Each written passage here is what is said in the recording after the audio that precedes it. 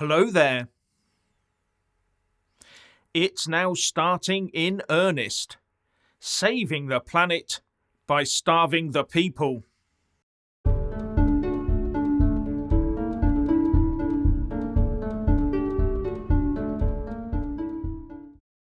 While we hear of an impending global food crisis caused in part by the Russia-Ukraine war, which could lead to the starvation of millions, the Dutch government is busy putting its farmers out of business. But the farmers aren't going quietly. They are taking their protests to the streets and even spraying slurry on police and the house of their Minister for Nitrogen and Nature Policy. And the big bugbear is that the Dutch government wants to drastically reduce the amount of nitrogen oxide the agriculture sector uses.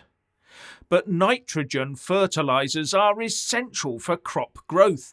Reduce the nitrogen and you reduce the yield.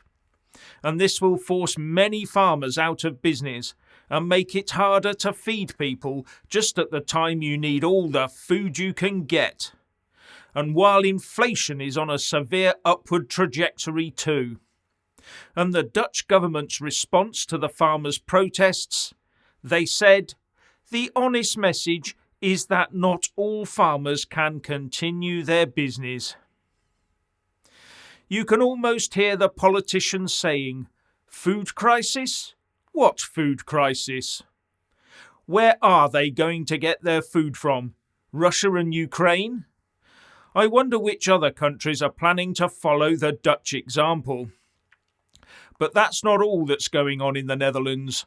The Dutch government has also decided that by the end of 2023, Amsterdam's Schiphol airport will have a cap on the number of flights it can handle.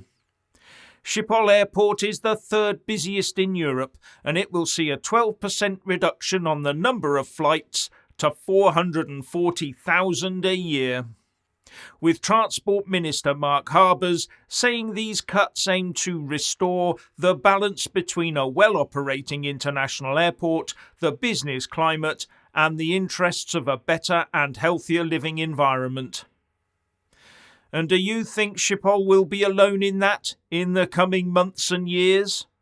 And don't be surprised if you see that number being pushed down in the future.